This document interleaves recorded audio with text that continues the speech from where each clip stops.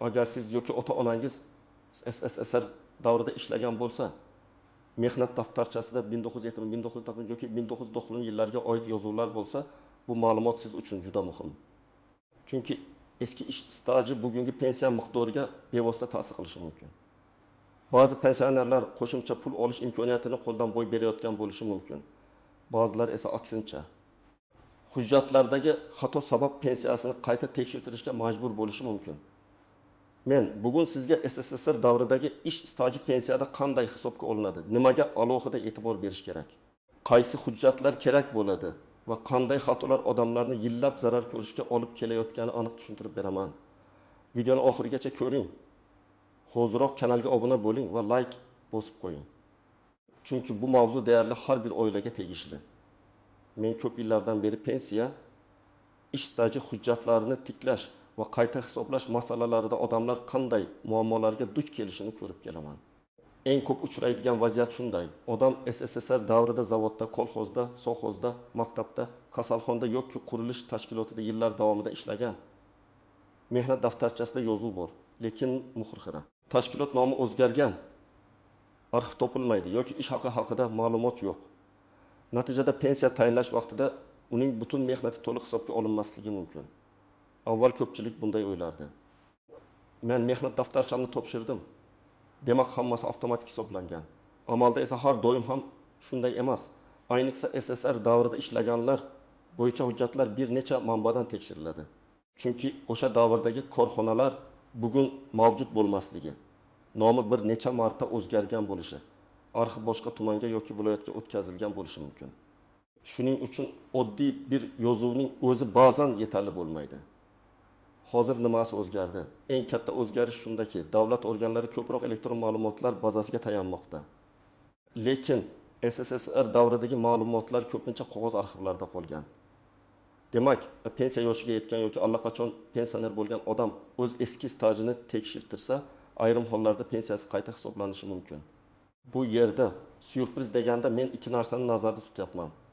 Birinchisi, yoqimli syurpriz. Siz ilgari hisobga olinmagan 30 yil, 5 yil yoki 10 yil stajni tasdiqlab pensiyangizni oshirishga erishishingiz mumkin. Ikkinchisi, noqulay syurpriz. Hujjatlarda xato bo'lsa, ayrim davrlar tasdiqlanmasa yoki noto'g'ri kiritilgan bo'lsa, qayta tekshiruvda savollar paydo bo'lishi mumkin. Eng avvalo, SSSR davrida ishlagan barcha pensionerlar o'z hujjatlarini yana bir marta ko'zdan kechirishi kerak. Ayniqsa 1991 yilgacha ishlagan davrlar bo'yicha mehnat daftarchasi, arxiv ma'lumotnomasi, ish haqi ma'lumotnomasi, buyruq nusxalari, kasaba uyushmasi hujjatlari yoki boshqa tasdiqlovchi qog'ozlar bo'lsa, ularni saqlab qo'yish juda muhim. Birinchi guruh kolxoz va sovxozlarda ishlaganlar. Men amaliyotda eng ko'p muammo aynan shu toifadagi odamlar bilan bo'lishini ko'raman. Masalan, bir ayol 1972 yildan 1990 yilgacha sovxozda sut sog'uvchi bo'lib ishlagan. Uning aytishicha, u har kuni ishga chiqqan. Mukofot olgan, hatto faxriy yorliq ham bor.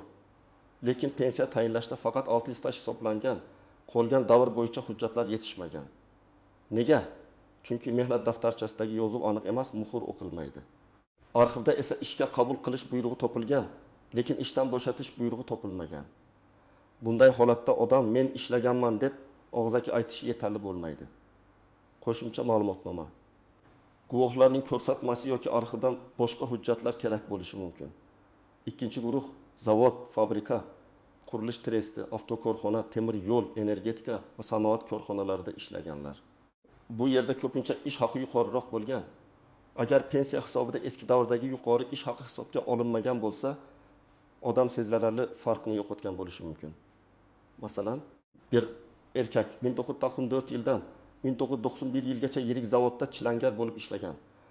O'sha paytda uning oyligi oddiy xodimlarga qaraganda yuqori bo'lgan. Qo'shimcha smena zararli sharoit uchun ustama olgan.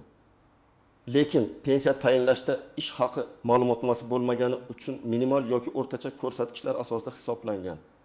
Keyin arxivdan 6 oylik ish haqi ma'lumotnomasi topilib, qayta hisoblash uchun topshirilgan. Natijada pensiyasi o'ygan, masalan, 1000 ming yoki 2000 ming so'mga oshishi mumkin. Aniq miqdor har bir odamning staji, ish haqi, pensiya turi va amaldagi qoidalarga bog'liq bo'ladi, lekin farq ba'zan juda sezilarli chiqadi. Uchinchi guruh pedagoglar, shifokorlar, hamshiralar, bog'cha tarbiyachilari va madaniyat xodimlari. Bu kasblarda staj davomiyligi muhim. Ayrim davrlarda dekret ta'tili, bolani parvarishlash davri, o'qish davri. Malaka oshirish kurslari qanday hisobga olinishi bo'yicha savollar tug'iladi. Masalan, o'qituvchi ayol 1982 yilda pedagogika bilim yurtini tugatgan. 1983 yildan maktabda ishlagan. 1987 yilda farzandli bo'lgan. Keyin yana ishga qaytgan. Uning mehnat daftarchasida tanaffus ko'rinadi. Pensiya hisobida esa aynan shu tanaffus noto'g'ri talqin qilinsa, staj kamayib ketishi mumkin. Shuning uchun bunday vaziyatda buyruqlar, dekret ta'tili haqidagi ma'lumotlar, qayta ishga chiqish haqidagi hujjatlar juda muhim. 4-guruh harbiy xizmat, ichki ishlar, chegara qo'shinlari yoki boshqa maxsus tuzilmalarda xizmat qilganlar. SSSR davrida armiyada xizmat qilgan davr ham ayrim hollarda stajga ta'sir qiladi. Masalan, 1909 yildan 1901 yilgacha harbiy xizmatda bo'lgan erkak keyin korxonada ishlagan. Agar harbiy bilet yo'qolgan bo'lsa yoki undagi yozuvlar aniq bo'lmasa, bu davr pensiyada to'liq aks etmasligi mumkin. Harbiy komissariyatdan ma'lumotnoma olish kerak bo'ladi. Kimlar hozircha xavotir olmasligi mumkin. Agar sizning mehnat daftarchangiz to'liq, barcha yozuvlarda sana, buyruq raqami, muhr va imzo aniq bo'lsa, pensiya tayinlanganda sizga staj va ish haqi bo'yicha batafsil hisob-kitob berilgan bo'lsa, siz uni tekshirgan bo'lsangiz, katta muammo bo'lmasligi mumkin. Lekin men baribir umuman tekshirmang demayman. Chunki odamlar ko'pincha pensiya tayinlanganda shoshiladi. Berilgan summaga rozi bo'ladi. Hisob-kitob varag'ini o'qimaydi. Keyin 5-10 yil o'tib, qo'shnisi ko'proq pensiya olayotganini ko'rib, sababini izlay boshlaydi. Raqamli misol bilan tushuntiraman. Tasavvur qiling. Pensionerning umumiy ish staji 28 yil deb hisoblangan. Lekin aslida u 1976 yildan 1913 yilgacha yana 7 yil ishlagan. Bu davr hujjat yetishmagan uchun kiritilmagan.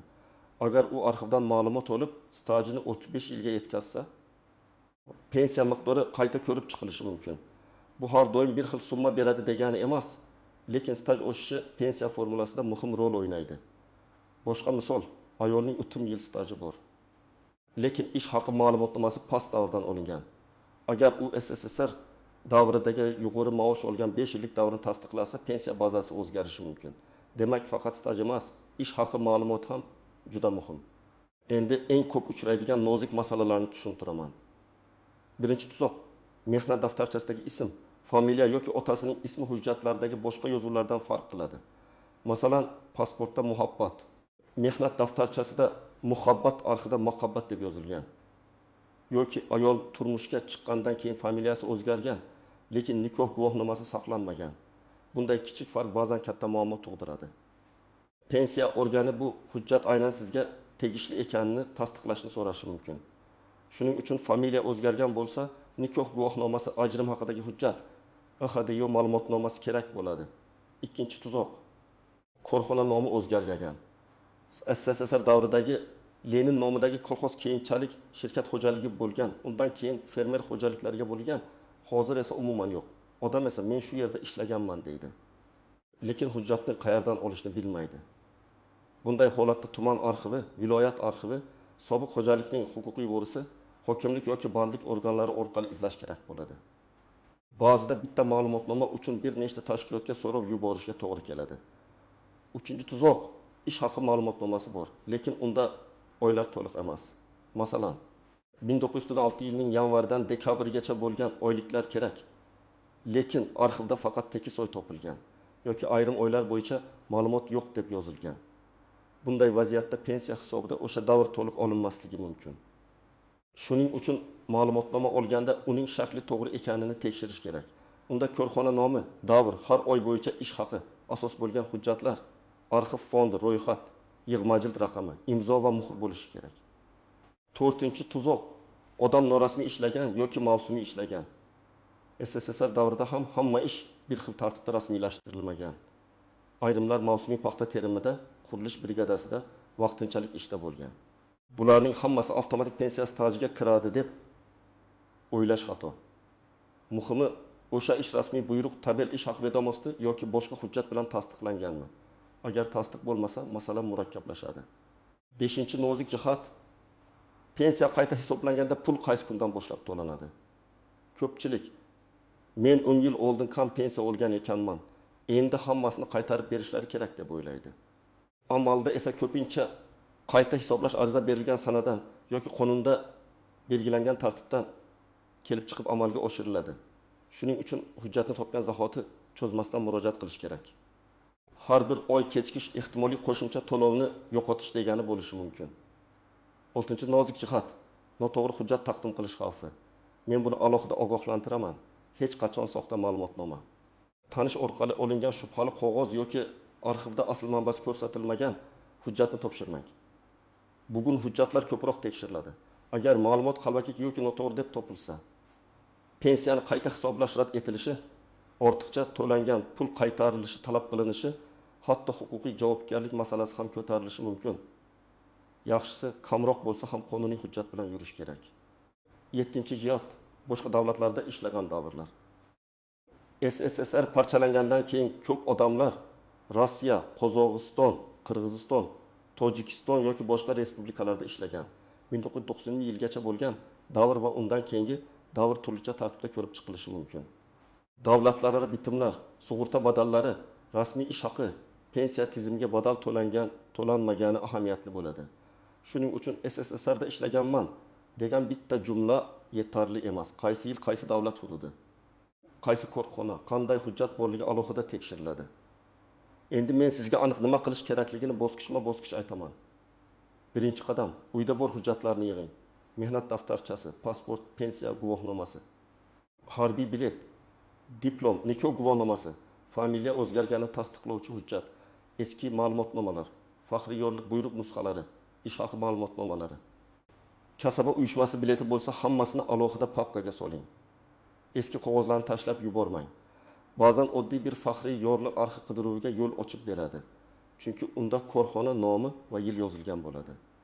Ikkinchi qadam, pensiyangiz qanday hisoblanganini bilib oling. Buning uchun pensiya jamg'armasi bo'limiga yoki tegishli davlat xizmatlari markaziga murojaat qilib, pensiya tayinlashda qaysi staj davrlari hisobga olingani, qaysi ish haqi davri olgani, qaysi davrlar rad etilgani yoki hisobga olinmagani haqida ma'lumot so'rashingiz mumkin. Arizada menga pensiya tayinlashda hisobga olingan ish staji davrlari va ish haqi ma'lumotlari bo'yicha tushuntirish berishingizni so'rayman deb yozish mumkin. 3-qadam, mehnat daftarchasini satr-satr tekshiring. Har bir ishga kirgan sana va ishdan bo'shagan sanani yozib chiqing. Masalan, 1970-yil 2 martdan 1980-yil 4 iyungacha, keyin 1980-yil iyundan 1980-yil 20 sentabrgacha. Orada bo'sh davr bormi? Buyruq raqami bormi? Muhr o'qiladimi? Tashkilot nomi to'liqmi? Shularni ko'ring. Agar biror davrda yozuv chalkash bo'lsa, aynan shu davr bo'yicha arxivga so'rov berish kerak. 4-qadam, arxivga murojaat qiling. Arizada to'liq ism familiyangizni, tug'ilgan sanangizni, o'sha paytdagi familiyangizni, ishlagan korxona nomini, taxminiy yillarni, lavozimingizni yozing. Masalan, men 1992 yildan 1919 yilgacha Buxoro viloyati Falon tumani, Falon nomli sovxozda traktorchi bo'lib ishlagan davrimni tasdiqlovchi ish staji va ish haqi ma'lumotnomasini berishingizni so'rayman. Agar korxona nomini aniq eslamasangiz, eski hujjatlardan, qo'shnilardan, sobiq hamkasblardan so'rab aniqlang. 5-qadam, faqat staj emas, ish haqi ma'lumotnomasini ham so'rang. Ko'pchilik faqat ishlaganman degan ma'lumotni oladi, lekin pensiya miqdoriga ish haqi ham ta'sir qilishi mumkin. Shuning uchun arxivdan imkon bo'lsa, ma'lum davr uchun oylik ish haqi to'g'risida ma'lumotnoma so'rang. Ayniqsa siz yuqori maosh olgan, ustama, mukofot, zararli sharoit to'lov olgan yillar bo'lsa, o'sha davrlar muhim bo'lishi mumkin. 6-qadam, hujjat kelgach, uni darhol nusxalab oling. Asl nusxani yo'qotmang. Pensiya organiga topshirayotganda kirim raqami bilan ariza qoldiring.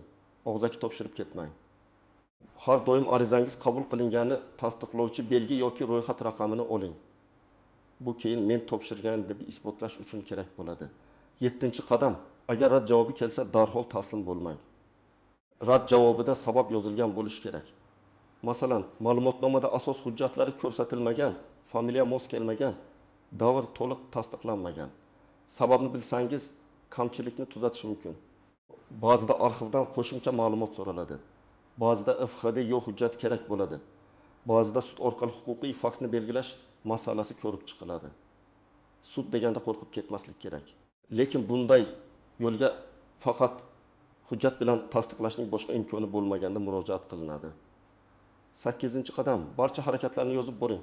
Qaysi kuni qayerga bordingiz, kimga ariza berdingiz, qanday javob oldingiz. Hammasini daftar yoki telefoningizda qayd qiling. Keksalar ko'pincha bir tashkilotdan boshqasiga yuboriladi. Keyin nimani, qayerga topshirganini unutib qo'yadi. Farzandlar yoki nevaralar yordam bersa, jarayon ancha yengillashadi. Yana bir muhim maslahat, agar ota-onangiz pensioner bo'lsa, ularning hujjatlarini o'zlari tushunadi deb tashlab qo'ymang. Keksalar ko'pincha endi nima foydasi bor? Men hech qayerga bormayman. Davlat o'zi biladi deb o'ylaydi. Lekin 5 yil staj yoki to'g'ri ish haqi ma'lumotnomasi ularning pensiyasini oshirishi, dori-darmon, oziq-ovqat, kommunal to'lovlarga yordam bo'lishi mumkin. Shuning uchun bu ishni oilaviy masala deb qarash kerak. SSSR davrida ish stajiga ega bo'lgan pensionerlar uchun asosiy xabar shuki, eski mehnatingiz yo'qolib ketmasligi kerak. Agar hujjatlar to'liq bo'lsa, staj va ish haqi to'g'ri hisoblangan bo'lsa, xavotirga o'rin yo'q. Lekin agar mehnat daftarchasida xira muhr yo'qolgan yillar, familiya farqi, arxiv ma'lumotnomasi yetishmasligi yoki past pensiya bo'yicha shubha bo'lsa, albatta tekshirtiring. Ba'zi odamlar uchun bu oddiy tekshiruv emas, balki pensiyani oshirish imkoniyati bo'lishi mumkin. Men sizga tavsiya qilaman, bugunoq hujjatlaringizni ko'ring. Ota-onangizning mehnat daftarchasini tekshiring. Hisobga olinmagan davrlar bor yo'qligini aniqlang va kerak bo'lsa pensiya jamg'armasi hamda arxivga yozma murojaat qiling. Har bir yil mehnat qadrlanishi kerak. Sizning oilangizda SSR davrida ishlagan pensioner bormi? Pensiya hisobida staj bilan bog'liq muammo bo'lganmi? Izohlarda yozib qoldiring, boshqalarga ham foydasi tegishi mumkin. Video foydali bo'lgan bo'lsa, like bosing, kanalga obuna bo'ling va yaqinlaringizga yuboring. Chunki bunday ma'lumotni vaqtida bilgan odam o'z haqqini talab qila oladi.